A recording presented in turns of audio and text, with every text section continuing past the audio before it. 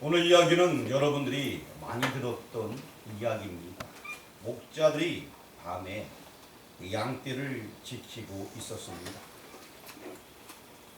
원래 이 유대인들은 목동, 즉 유목민이었습니다. 아브라함 때부터 그 일들을 해오고 있었죠. 그랬는데 시간이 지나면서 지금 예수님 당시에 이 양을 치거나 소를 기르는 이런 사람들 크게 대접받지 못했습니다. 그러면은 이런 짐승들을 누가 관리했냐? 물론 실제적으로는 재력가들이 관리했습니다. 당시에 제사장이나 이런 사람들이 관리를 했습니다만 자기들은 손을 안 대고 일하는 사람들을 두어서 그 짐승들을 관리하게 하였습니다. 그리고 또 일부 몇 사람들은 크게 많은 것들을 가지고 있지 못합니다만 몇 마리의 소라든가 또 짐승들을 길리우면서 살아가고 있었습니다. 실제적으로 큰 부를 누리는 사람들은 제사장들을 포함해서 어차피 유대인들은 1년에 한 번씩 꼭 하나님 옆에 나와야 되는 절기가 있고 3번의 절기가 있는데 1년에 대속제일은 무조건 나와야 되기 때문에 짐승을 가지고서 하나님 앞에 나오게 되기 때문에 이 짐승들이 큰 돈거리가 되게 됩니다. 그러니까 당시의 지도자들은 이 짐승들을 가지고서 자기의 부를 세우고 있었습니다. 하지만 이 모든 양떼를 지키는 이런 사람들은 실제적으로 일하는 사람들은 부한 사람들이 아니라 별로 인정받지 못하는 그러한 사람들이었고 당시의 배경적인 설명을 보게 되면은 인정받지 못하는 창녀 이런 사람들하고도 비슷하게 여길 정도로 목자들이 그렇게 인정을 받지 못했다라고 합니다. 그러니까 뒤에서 묵묵히 일하는 이 사람들. 하지만 이 사람들 역시 메시아가 올 것을 고대하고 있었어요. 왜냐? 말씀대로 알고 있었기 때문에. 메시아가 오게 되면 더 이상 로마의 압제가 아니라 이제 우리나라가 큰 나라가 되어지고 놀라운 은혜를 누리는 나라가 되어질 것이야 라는 생각을 이 목동들은 가지고 있었습니다. 저는 예전에도 한번 얘기한 것 같은데요. 내가 이 땅에 왜 태어났을까라는 고민을 한 적이 있어요. 이왕이면 태어날 때 미국에서 태어났으면 좋았을 텐데 저는 그 생각을 어렸을 때 너무나 많이 했어요. 제가 느꼈던 내 나라는 부한 나라가 아니었어요. 점심시간에 학교에 아이들이 도시락을 못 갖고 오는 아이들이 있었습니다. 그 당시에 라면? 돈 많은 아이들은 그 학교에 그 매점에 가게 되면은 학교 앞에 길 건너에 조만한 구멍가게들이 그러니까 이쪽 문에 하나 저쪽 문에 하나 있었는데 돈 많은 아이들은 몇십 원 가지고 가서 라면을 사서 먹고 점심 먹고 나서도 라면을 먹기 때문에 우리는 그 라면이 귀한 건 줄 알았어요 당시. 지금은 이게 귀한 건 아니라고 생각하는데 그 당시 굉장히 부자애들이 먹는 거였어요. 점심 때 물만 마시는 아이들도 있고요. 그러니까 우리 입장에서는 굉장히 우리나라는 어렵다. 그리고 이제 실제 저희 동네에 이제 미군들이 많이 살았는데 그들은 부해 보였어요 항상.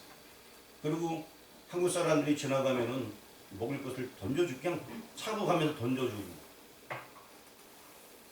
아이들이 지나가면 그냥 던져줬어요. 이렇게 빵이고 그다음에 이렇게 시레이션가 하나 여러 가지 깡통에 드는 것도 있고 비닐봉다리에 전두식량 같은 게 착착착 이런 것들 아이들한테 던져주고 그랬습니다. 그러니까 제 마음에는 내가 저 나라 미국에서 태어났으면 좋겠는데 거기 미군 부대 가면은 이제 꼭지를 틀면 커피가 나와 이런 얘기 듣고 실제로 가보기도 하여 야 미군 부대 가면은 뭘 아무거나 먹을 수 있어. 야, 당시에는 그런 어떤 꿈들이 미국이라는 나라가 존경의 대상이었습니다. 지금은 우리나라가 가장 좋아요. 근데 그 당시 어린 마음에는 그런 생각들이 좀 있었어요. 무언가 좀 이렇게 부유하고 풍부하고 어렵지 않고 잘 사는 나라, 그 나라가 존경의 대상이었듯이 이 목동들도 지금 나라도 어려운데 자기들은 또 그 중에서도 가장 어려운 직업을 가지고 있으면서 밤새도록 양을 지키고 있습니다. 그러니까 그들이 동경하는 것은 빨리 메시아가 오셔서 우리나라가 정말 잘 됐으면 좋겠는데 이런 꿈을 가지고서 양을 지키고 있었습니다. 그때에 호련히 하늘에서 빛이 탁 나타나게 되는 것입니다. 오늘 말씀에 그 내용들이 있습니다. 우리 8절과 9절 말씀을 한번 같이 공독하도록 하겠습니다. 그 지역의 목자들이 밤에 밖에서 자기 양떼를 지키더니 주의 사자가 곁에 서고 주의 영광이 그들을 부르짖으매 크게 무서워하는지라. 빛이 나타나면서 주의 영광이 두루 비쳤습니다. 깜짝 놀라게 되었습니다. 그때 천사가 말을 합니다. 무서워하지 말라. 더 놀랐을 것 같아요. 무서워하지 않으니까. 이런 일은 처음 겪는 거 아닙니까? 무서워하지 말라 그 음성이 진짜인가 막 하면서 아마 더 떨지 않았을까 싶습니다. 내가 온 백성에게 미칠 큰 기쁨의 좋은 소식을 너희에게 전하노라 라고 말씀합니다. 목동들은 이 얘기를 들었어요. 그 밤에 다른 사람들은 모르겠으나 목동들 성경에 예수님을 목자로 말씀할 때가 있습니다. 나는 선한 목자다 라고 요한복음에 소개하고 있습니다. 양들을 돌본다는 것입니다. 양을 위해서 생명을 바친다는 것입니다. 목동들 여기 지금 나와 있는 목자들은 실제로 그랬던 것 같아요. 양을 돌보면서 주인의 양이니까 잃어버리면 안 되잖아요. 이리와 싸우기도 하고 사자와 싸우기도 하면서 생명 들고 지켰던 그들의 모습, 앞으로 오실 그 예수님의 모습이 어쩌면은 그들의 모습과 같은 모습이 아니었나. 그래서 이들에게 맨 처음 천사가 나타나지 않았나라는 생각이 들게 됩니다. 두려워하지 말라. 온 백성에게 미칠 큰 기쁨의 좋은 소식을 너희에게 전하노라. 오늘 다윗의 동네에 너희를 위하여 구주가 나셨으니 곧 그리스도 주시리라. 정말 고대했던 이 목동들 메시아를 기다렸는데 오늘 다윗의 동네에 너희를 위하여 구주가 나셨다. 이 소식을 딱 듣게 되는 것입니다. 얼마나 큰 기쁨의 소식이겠습니까? 우리 11절 말씀 다 같이 한번 공독하도록 하겠습니다. 오늘 다윗의 동네에 너희를 위하여 구주가 나셨으니 곧 그리스도 주시리라. 우리 남자분들만 한번 읽어보겠습니다. 시작. 오늘 다윗의 동네에 너희를 위하여 구주가 나셨으니 곧 그리스도 주시니라. 이제 여성분들만 읽어보겠습니다. 시작. 오늘 다윗의 동네에 너희를 위하여 구주가 나셨으니 곧 그리스도 주시니라. 여성분들이 더 잘 읽으시는 것 같아요. 이따가 가방키 덮으시면 될 것 같습니다. 자, 오늘 다윗의 동네에 너희를 위하여 구주가 나셨으니 곧 그리스도 주시니라. 고대하던 그 메시아가 오셨다라는 메시지를 천사들로부터 받게 되었습니다. 거기서 이 놀라게 되는데요. 그러고 나서 자세히 또 설명을 해주게 됩니다.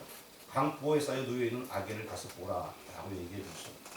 이제 목자들은 달려가게 되는데, 그런데 그 말함과 동시에 천군 천사가 하늘을, 천군 천사라고 한다면은 엄청나게 많은 수를 얘기합니다. 하늘을 그냥 꽉 채운 천사들이 찬양을 돌리는 그 모습이 그곳에서 이루어지게 되었습니다.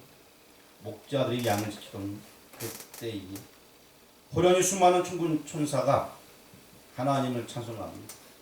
지극히 높은 곳에서는 하나님께 영광이요 땅에서는 하나님이 기뻐하신 사람들 중에 평화로다 라고 하늘에서 막 찬양이 막 밀려 퍼집니다. 이 목자들은 어마어마한 경험을 하게 된 것입니다. 기쁨의 소식 가장 먼저 목자들이 접하게 되었습니다. 그리고 그 이후에 이 기쁨의 소식이 계속해서 증거되어서 오늘날 우리에게까지 오게 되었습니다. 그럼 이 기쁨의 소식이 무엇인가? 오늘 성경의 말씀에 다 나와 있어요. 그리스도가 나셨다. 이것이 기쁨의 소식이라는 것입니다. 그리스도가 이 땅에 오신 자체가 기쁨의 소식입니다. 그래서 지난번에 예수님이 오신 목적, 첫 번째가 뭐라고 그랬습니까? 지난주에. 네, 두 번째, 세 번째 몰라도 돼요. 첫 번째가 날 구원하기 위해서 오셨습니다. 물론 다 아실 테지만 핵심은 날 구원하기 위해서 오신 거예요. 그게 핵심이에요. 지금 여기 있는 목동들을 구원하고 온 땅을 구원하기, 온 세상 사람을 구원하기 위해서 오셨다 라고 말씀하는 것입니다. 그래서 기쁨의 소식이 되는 거예요.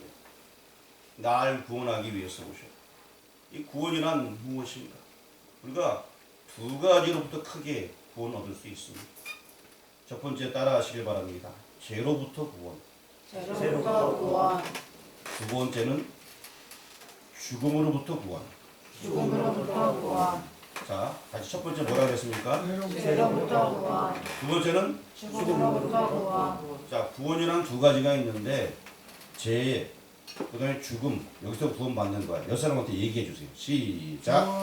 죽음이란 두 가지가 있는데 하나는 죄로부터 두 번째는 죽음으로부터 구원을 내가 얘기하는 거 잘 못하는 것 같아. 자, 간단히 얘기해. 구원은 죄로부터 구원, 죄로부터 구원. 죽음으로부터 구원. 죽음으로부터 구원. 이야, 이 하면서 옆에 설명해 주시기 바랍니다. 시작. 구원은 죄로부터 구원. 죽음부터 구원. 야. 설명이 잘 돼요? 네. 이 두 가지를 오늘 얘기하려고 합니다. 먼저는 죄로부터 구원받는 것입니다. 예전에 아주 유명한 사람이 있었어요. 그는 항상 인생에 대해서 고민을 했습니다. 엄청난 고민을 하게 되었습니다. 그러다가 그가 그 고민한 그 모습을 부모님이 보고서 야, 우리 아들이 왜 이렇게 고민을 할까? 그래서 아들아, 넌 뭐가 필요하니? 별 얘기는 안 해요. 계속 고민만 하고 있습니다. 그래서 결혼을 시켜고 봤습니다. 그래도 고민을 하는 거예요. 그거는 관계없는 거예요. 고민을 하는 거예요. 네가 왕이 되겠니? 왕이 되라. 그래도 고민했어요. 누구예요? 누굴까요? 저도 잘 몰라요. 보리수 나무 아래에서 고민하는 사람이 있었습니다. 제자들이 많았어요. 뭐라도 그는 고민했어요. 그런데 그가 고민하는 중에 가장 큰 고민 중에 하나가 내가 죄를 지었는데 이 죄의 문제를 어떻게 해결할까? 이게 큰 고민이었어요.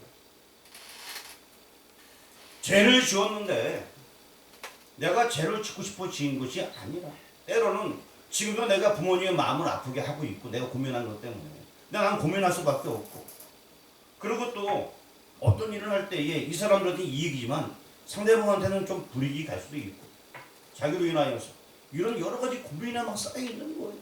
내가 진 모든 죄들을 어떻게 해야 되는가? 그 사람은 엄청나게 고민했어. 그리고 그 사람은 또 다른 고민도 있었습니다. 그래서 제자가 또 묻습니다. 선생님, 궁금한 게 있습니다. 사람이 이 땅에 살다가 죽으면 어떻게 됩니까? 이 사람이 얘기합니다. 내가 지금은 사는 것도 잘 모르는데 죽으면 어찌 되는지 그건 더 모르겠다. 그것도 고민입니다. 그러니까 그 당시에 굉장히 석학이 없고 뛰어난 사람이었는데도 불구하고 사는 것도 다 이해 못하고 죄 문제도 해결 못하고 죽음의 문제도 해결 못한다. 스스로 이야기했습니다. 많은 사람이 존경하는 인물이었는데도 불구하고 그는 그걸 해결할 수가 없었어요. 하지만 성경에는 분명히 죄의 문제와 죽음의 문제에 대해서 완벽하게 설명을 해주고 있습니다. 우리 죄 해결하기 위해서 예수님께서 오신 거잖아요. 지난 시간에 배웠죠. 예수님께서 이 땅에 오셔서 우리 대신 십자가를 지셨어요. 그래서 우리의 죄의 문제는 다 해결하면 받는 거예요. 그 예수님 믿습니다. 나를 위하여서 십자가에 죽으신 그 주님 믿습니다. 그 예수님 마음속에 영접하기만 되면 하나님 자녀 되는 거예요. 죄의 문제는 그걸 끝이에요. 물론 일상에서 죄 지는 건 매일매일 해결하면 되는 것입니다. 죄의 문제 근원적으로 끝난 거예요. 또 죄 지면 어떡합니까? 걱정하지 마세요. 여러분 한 번 하나님의 자녀가 된 사람들은 계속 하나님의 자녀예요. 내 너를 버리지 아니하겠다. 떠나지 아니하겠다. 히브리서 9장 20절에 말씀하고 있지 않습니까? 내가 하나님 자녀가 되어서 하나님 아들 되었어요. 예수님 영접함으로. 그러면 또 잘못되나요? 아니에요. 정말 제가 예수님을 제대로 그렇게 영접하고 받아들였으면은 하나님의 자녀는 하늘나라 가서 사는 거예요. 그냥 지금 이 땅에서도 천국의 축복을 누리는 것이고 예수님이 내 안에 계시니까.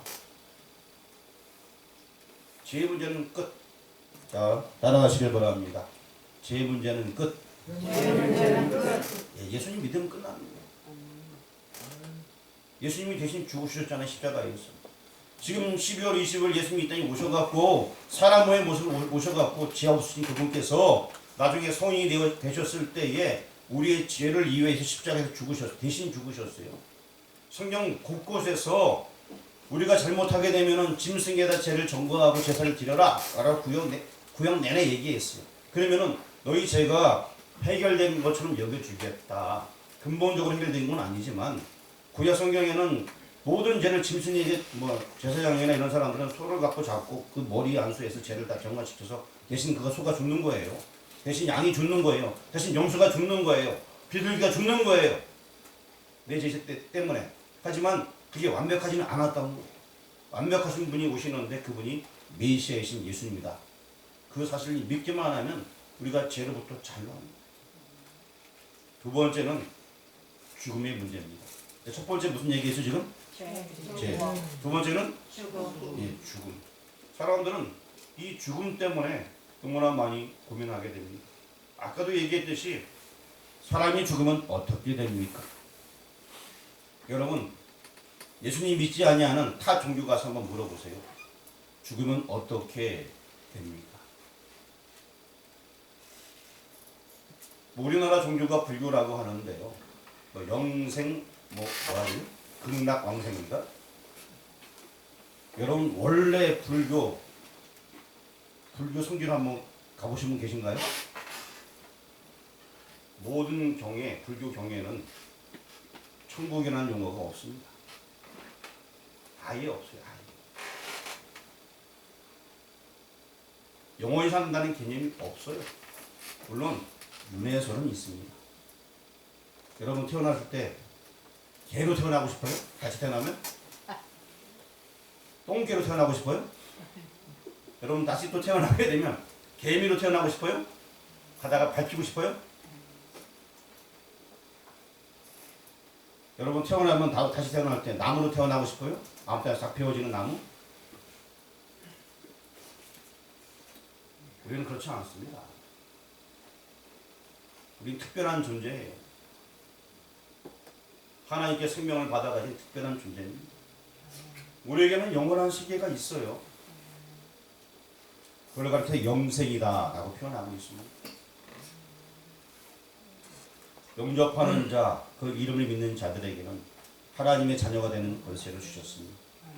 하나님의 자녀는요, 당연히 우리가 이 땅에 한 번 죽은 것은 사람에게 정한 것이요. 그 이후에는 심판이 있으리를 심판 때에 우리는 생명의 부활로 나타나게 되는 것입니다. 생명의 부활에 대한 이야기가 요한계시록 19장에 어린 양의 혼인잔치에 나타나 있습니다. 우리는 생명의 부활로 영원토록 사는 거예요. 사람들이 스스로 영원토록 살기 위해서 어떤 사람들은 불로초를 갖다 먹기도 하고 찾기도 하고 이것저것 다 해봤습니다. 예전 사람들은 수은이 변하지 않으니까 수은을 먹으면 오래 산다고 했지만 결국 수은병 걸려 죽게 되었습니다. 또 특별한 뭘 먹으면 오래 산다고 했지만 아무리 돈 많은 사람이라 할지라도 이것저것 다 먹었지만 다 죽었어요. 왕이라 할지라도. 영생 받는 비결은 다른 것이 아니라 예수님 믿는 것 똑같은 거예요. 우리가 죄 문제 해결을 받는 것도 예수님밖에 없고 영생을 얻는 것도 예수 믿는 것밖에는 다른 길이 없어요. 천하 인간에게 구원을 얻을 만한 다른 이름을 주신 일이 없느니라. 오직 예수님 믿을 때에 우리가 구원을 얻게 된다는 것입니다. 그래서 이 구원 얻은 사람들은 하나님을 뭐라 부릅니까? 아버지라 부르는 거예요. 교인들은 기도할 때 아버지 하나님 오늘도 불러주시니 감사합니다. 아버지 이렇게 하잖아요. 저는 어렸을 때부터 신앙생활 했어요. 모태 신앙이었는데 사실 그 기도 제목들은 잘 몰랐어요. 청년 때에 기도원을 좀 간 시절이 있었어요. 그런데 이 기도 제가 뭐 모태 신앙이지만 신앙생활을 제대로 잘 못했기 때문에 오히려 말썽만 일으켰어요. 고등학교 때는 방황하고 중3부터 방황하다가 청년 때 이제 조금 문제를 받고 기도원을 좀 들어가게 되었는데 그 기도 제목을 읽어주더라고. 거기서요. 읽어주는데 아버지 용서해 주세요. 이런 기도 제목이 올라온 거예요. 그 아침 집회, 오후 집회, 저녁 집회가 있는데 그 다음에 아버지 잘못했어. 그 다음에 또 기도 제목이 아버지 이거예요. 그래서 제가 이 사람 뭘 아버지한테 잘못했나? 제 마음에는 아버지랑 싸우고 기도문에 올라갔나? 뭘 아버지한테 잘못했다 그러지? 이 영적인 관계가 이해가 안 되니까 하나님의 아버지를 내가 모르니까 그 기도 제목이 이해가 안 가는 거예요. 저 누가 되는지 모르겠는데 아버지한테 큰 잘못했나 보다. 부유장가 본데? 계속 옆에서 저는 그 생각만 하는 그 다음 날도 또 그래요. 아버지 죄인 또 그렇게 먹은 거예요. 일주일 내내 아버지 뭐라고 계속 올라와요. 그래서 저는 정말 그거 몰랐어요. 당시에 저 사람 아버지한테 엄청난 잘못한 사람이구나 하고 저는 그냥 그러고 기도 내려왔어요. 나중에 제가 은혜가 충만해지니까 예수님이 내 마음속에 들어오게 되고 확실하게 믿어지게 되고 제가 하나님 자녀 되어지니까 아버지가 그 아버지가 아니라 그 아버지구나. 하나님 아버지구나. 그게 딱 깨우쳐지는 거예요. 그래서 아버지를 아빠라 불러요. 아빠. 하나님 아버지를 아빠라 부르는 거예요. 그래서 아빠라 부르는 거예요. 하나님 지금 어디 계십니까? 물론 뭐 내 마음속에 맞아요. 하나님은 이제 근원적으로 하늘나라 계십니다. 내가 하나님 아들이에요. 나중에 어디 갑니까? 우리 집이 어디예요? 하늘나라에. 하늘나라 가는 거예요. 그러니까 우리의 구원 문제도 다 해결하면 받는 거예요. 죽음의 문제 해결하면 받는 거예요. 내가 주는 물은 영원히 목마르지 아니하리라. 예수님 믿는 자들은 영원토록 주님과 살게 되는 것입니다. 물론 이 땅에서 한 번은 죽어요. 죽으면 끝나는 것이 아니라 영원한 세계가 있다는 것입니다. 그래서 예수님 믿는 사람들은 죄의 문제 해결은 받고요. 죽음의 문제가 다 해결하면 받는 것입니다. 죄 문제 해결하면 받았는데 또 죄 지었다 벌벌 떨 필요 없어요. 이미 구원은 확정받은 거예요. 우리는. 그렇다면 죄 지금 해결하면 되는 것이요. 내가 하나님 자녀 되었습니다. 그럼 이것이 정말 기쁜 소식이에요. 나 같은 못난 인간 하나님 자녀 되었어요. 아까 얘기했던 기도원에서 아버지 죄인입니다. 그 사람 그걸 깨우친 거예요. 그 당시. 저는 그때는 그걸 몰랐어요. 저 사람 나는 아버지랑 싸우러 왔나? 이 생각만 저는 했습니다만 하나님의 아버지를 제대로 만났기 때문에 자기의 과거를 반성하는 모습을 제가 나중에 알게 된 거예요. 나중에 저도 은혜를 받고 나서 하나님을 내가 아버지라 부를 수 있다. 내 아버지가 하나님이시다. 이거는 굉장히 우리 어깨에 힘이 들어가는 거예요. 내 아버지가 하나님이니까 내가 지금 좀 못 살아도 괜찮아요. 내 아버지가 하나님이신데 가다가 넘어져서 코가 깨져도 괜찮아요. 내 아버지가 하나님이잖아요. 이거 하나만 붙들면은 기쁘고 즐거운 거예요. 잘 살아도 괜찮고 못 살아도 괜찮고 이 땅에는 잠깐 있다가 가는 곳이에요. 안개와 같은 곳이에요. 풀은 마르고 꽃은 시든다. 이 땅은 그런 곳이에요. 하지만 영원한 세계가 있습니다. 안개처럼 금방 있다가 없어진 것이 우리 인생이다라고 성경에 나와 있습니다. 우리는 영원한 세계가 있습니다. 또 한 가지 우리가 알아야 될 사실이 있어요. 자, 기쁨의 좋은 소식 우리가 이제는 알게 되었습니다. 기쁨의 좋은 소식이 예수님이 이 땅에 오신다는 거고 오셨다는 얘기고 오늘 본문 말씀이었어요. 그럼 그분이 오신 목적이 무엇이냐? 너희 구원하기 위해서 오셔. 구원이라는 두 가지가 있는데 죄로부터 구원받는 것이 또 뭐로부터 구원받아요? 죽음으로부터 구원받는 거예요. 다시 한번 여사람한테 얘기해 주세요. 우리는 죄로부터 죽음으로부터 구원받았어. 시작. 우리는 죄로부터 죽음으로부터 구원받았어.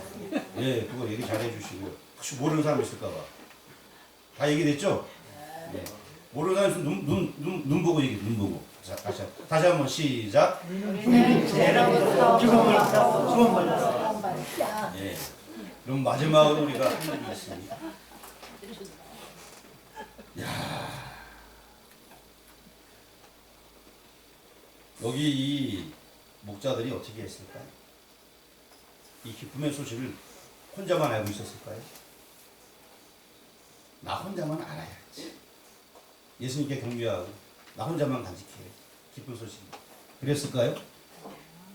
모르긴 몰라도 이 기쁨의 소식을 감당치 못하여서 막 전했을 것 같아요. 예수님이 이 땅에 오셨. 우리를 구원하기 위해서 오셨. 이제 우리가 할 일이 바로 그겁니다. 오늘 설교 제목을 한번 읽어보도록 하겠습니다. 기쁨의 좋은 소식. 다시 시작. 기쁨의 좋은 소식. 여러분 혼자만 알고 있으면 되죠? 나 혼자만 알고 있으면 되죠? 이거는요 정말 세상이 변하는 기적과도 같은 소식이에요. 그래서 나도 변하게, 내 삶이 변하고 모든 사람의 삶이 변하는 기적적인 소식이에요. 여러분 좋은 소식이 있으면 막 입이 근질근질거리지 않습니까? 막 전해주고 싶고 그거 우리가 해야 되는 거예요. 영혼 살리는 일이 너무나 중요한 일이에요. 복음 전하는 거, 생명 살리는 일, 세상에서 가장 큰 일입니다. 무엇과도 바꿀 수 없는 큰 일이에요. 성경에서는 전도의 미련한 방법이라 표현하고 있습니다. 기쁨의 좋은 소식을 전하는 것, 이것에 동참하는 모두가 되기를 주의 이름으로 축원합니다. 기도드리겠습니다.